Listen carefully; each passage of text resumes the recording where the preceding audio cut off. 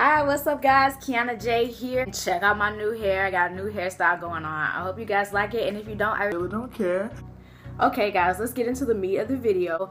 I'm going to be talking about what an average day is like teaching in my classroom. You know, do I have a curriculum? Do I teach out of the book? Do they tell me what to teach? Do I just teach about American culture? You know, what is it? What it is that I do. Okay, let's start back at the beginning. When I first came to Korea, I started in the middle of the semester. I started in October. As this one guy's leaving, I'm entering in to a new fresh face of kids who have already started some type of curriculum or whatever the last guy was talking about. And I don't know what it is, and I'll tell you why. I don't know where he left off. I don't know what he was teaching. So when I first got to school, I asked my co-teacher, hey, you know, what did the last guy stop teaching on? Is there a curriculum? Is there a book that I should use? You know, what is it that I should teach? She said, I don't know. I'm not sure. I said, you're not sure? You don't know what he was teaching? Aren't you the co-teacher? And she was just like, oh, I'm not sure. Just teach about American culture or something, you know. I'm not sure. So my face is like, what? Are you serious right now? I literally started with no idea what it is that I needed to teach those kids. No idea. So I just started teaching them random things about American culture. You know, Halloween was coming around the corner, so I just did a Halloween lesson here and there. I also did a Christmas lesson in December. I did themed lessons, and then I did random lessons in between. I'm not even sure what I taught them. It was just random stuff because I had no direction whatsoever as to what they needed to learn. You know, I had no idea what their English level was. It was weird as crap. But anyway, the very first week, I didn't even teach a lesson. The very first week, I just did an introductory. I did icebreakers. You know, we played games just so I could get an idea of where their English level was. And I wanted to get to know them. I wanted them to get to know me, ask questions, and that kind of thing. And we just let it flow. You know, it was nice. It was a nice, easy week for me. But after that, I just had to come up with random lessons, just anything. Thank God for Waygroup.org. If you don't know about Waygroup.org, you need to befriend Waygroup.org if you're coming to teach in Korea, because I'm telling you, it will save your behind. It will save you from so many headaches, so many late nights. I mean, although you do have to go in and fix some of those lessons or, you know, make it fit your classes, it helps that there's already a set plan. Lesson plans is already set. PowerPoint's ready for you. So it's very helpful. It's very helpful helpful to you. So anyway, moving on. As I said, I started in October, and the end of the semester was December something. So I made it through the first semester teaching them whatever. We have winter camp comes up next. You know, winter camp was cute or whatever. And then the winter break was really long. School didn't start back until March 1st. So when March 1st came along, like a week before school started, of course the teachers had to come back to school. We were, you know, preparing for the new semester. And I found out that I had all new co-teachers. I had 3 new co-teachers, and I was like, okay, cool, what's up? How you doing? So this whole time I'm thinking that I would still be teaching them random lessons, anything about American culture or just about the world. That week, you know, I met my new co-teachers. I'm just chilling there making up different lessons. So I'm spending all of my time making new lessons. Friday comes. This is the week right before school starts. School starts on Monday, and we're leaving work on Friday. So I'm getting ready to leave work. It's 4:30 and I'm about to head out. And so one of the co-teachers comes to me and she's like, oh, you know, just so you know, we're teaching out of the book this semester. You're actually going to be teaching the conversation part of the book. You're going to be teaching this part, this part, this part. And I was like, hold up. You're just now telling me that I need to teach the conversation part of the book right before school starts? Right before school starts? And you couldn't tell me this Monday, Tuesday, Wednesday, Thursday, or even early this Friday morning? You're telling me you could not have told me that? Really? Really, Minho? Really, Sinjin? Really? Are you serious right now? Really? That's not their real names. I'm just trying to be funny, but it really pissed me off. I was so angry. And just so you know, that is part of Korean culture. They'll tell you things really late. You know, they don't care for real, I guess. I don't know. But that's the life. You're going to be told things last minute. You're going to be pissed off. But then you just have to let it roll off your back because there's really nothing that you can do about it, honestly. But anyway, let's move on. Currently, we're in the semester from March and until summer break. So summer break is actually after next week, summer break starts. Hallelujah, woohoo. Yes. From March 1st to now, I've been teaching out of the book. I've been teaching the conversation part. So the way that goes is that I make a separate PowerPoint to kind of just talk about the key phrases that we're going to be talking about in the book. So I'll talk about the key phrases and give them some more phrases that are similar or what they can use, in a conversation. And also explain what some of the words mean in English. And then my co-teacher will help translate, what I'm talking about. So then after the PowerPoint, we'll go through the book. We'll do the first part of the book. They'll listen to the conversation, fill out their book information, whatever. And then after that, we'll do a game or activity to wrap up the lesson, what we're doing. And it'll be a speaking activity, or it'll be a writing activity, or it'll be a bomb game or something like that. I'll have them in teams of 4 or 5 or 2 or however the lesson goes. We would do the first part of the book. That's how I would do it. So then the second part of the book, we will actually start with the book. Okay, so let me rewind. So what I just explained is like the first day of the lesson. First day of the lesson.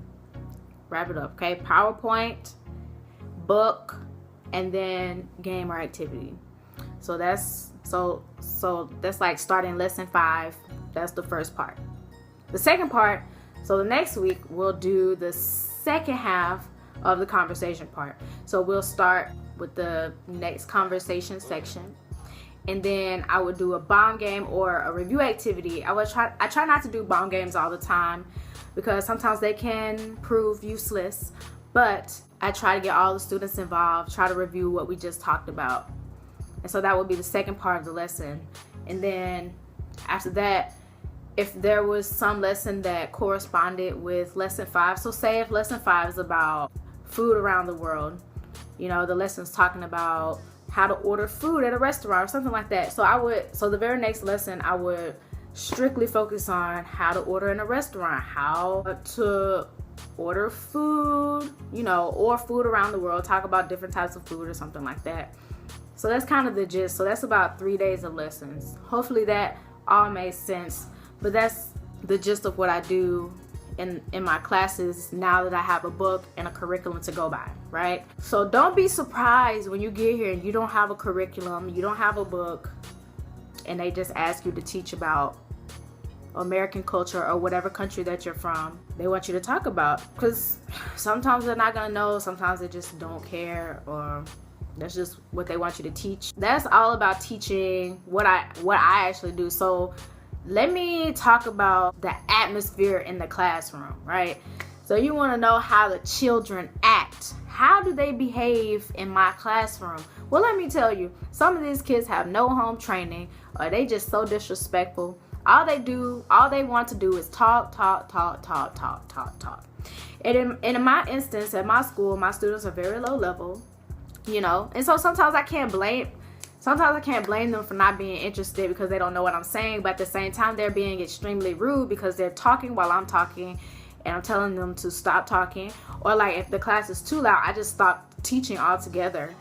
Or I'll do like, okay, this is 5 minutes off of the game, so I'll continue doing like more of the lesson, or like have the students do more conversation stuff and have less of a game if they continue talking, or I'll take candy away or something like that.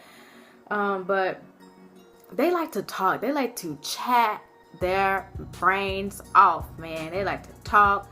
Sometimes they cuss me out, and I'm like, oh no, I had to get into one student's face one day because he called me the B word, man. I said, excuse me? And he tried to play it off like, so let me take you back. This is what happened, right? So the student, had earphones in his ear. And so I'm like, so he had earphones in his ear and he's going like this in the classroom,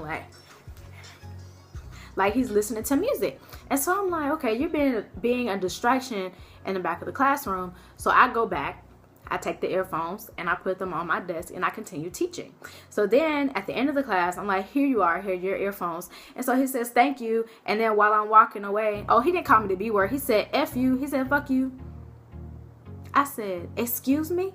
What did you just say to me? So I had to get in his face for a little while. All the rest of the students were sitting on the windowsill. They were peeking in the door trying to figure out what happened or why I was hollering at him. But I could not let that go, because you're not just about to sit here and cuss me out and think you're about to get away with it, you know? Like, no, I don't care if you can't understand what I'm saying. You're going to understand with my tone and the way that I'm looking at you. You're going to understand something. You're going to understand that I'm very angry and I know what you said. Don't try to play that off. No. So you'll have your good classes. You'll have your bad classes. Sometimes it just varies. But you just have to have good classroom management. Like, when you first get there, you need to set your classroom. Your class management needs to be on point. And you need to stick with it. And that was one of my issues, is that my classroom management wasn't the best. It wasn't pristine or anything like that when I first started. So it kind of messed me up in the long run. So I would say, you know, have a really good classroom management. Have that set in stone and you continue with it, because if you don't, those kids are going to run over you like it's no tomorrow. That is my tip for that. And I also want to add, like, I teach at an all-boys middle school, so of course it's much tougher for me. So I'm not saying that all schools are going to be like that, but mine in particular, I think is rough for me because I teach all boys. And they're just teenagers, you know, they're teenagers and they're in middle school, you know, they're grown up, hormones, whatever. It is what it is. I can do anything in the book. My co-teachers can do anything, but they still are disrespectful to me and my co-teacher. So it's just tough sometimes. It's just kids, you know. They're just kids, and they're gonna misbehave no matter what you do, no matter what. And it doesn't help because they don't really have a lot of discipline here in Korea, to be honest with you. In the schools, it's not like you can send them to the principal's office. It's not like you can send them to detention or anything like that. Not really. They want the co-teacher, they want the teachers to take care of the discipline. You know, I can't call parents, so I just leave it up to my co-teachers. I don't really know what they do. You know, I just leave it up to them to do what they need to do. Because it's really nothing that I can do except try to have good classroom management, or I don't know. That's all I got for you, because it is what it is. It is what it is. Like, the kids are going to act how they're going to act. But thankfully, I have good co-teachers. They work well with me, and I work well with them.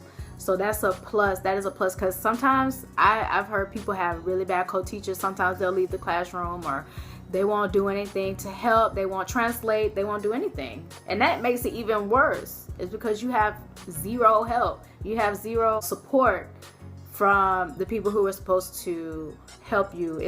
That's their job. It's actually illegal for them not to be in the classroom with you or help you, you know. They need to be in there helping you, you know. It's against the law. But for some reason, they don't care sometimes. And it sucks. Try to have a good, positive relationship with your co-teachers, and try to have a positive relationship with your students. Try to smile, try to be happy with them, and encourage them. So that's what I have to say about teaching and kind of what my classroom environment is like here in Korea. So I hope this kind of helps. If you have any more questions, or if I can elaborate on something else, please let me know in the comments. Okay, peace, bye. My little heart going on, you know. Bye.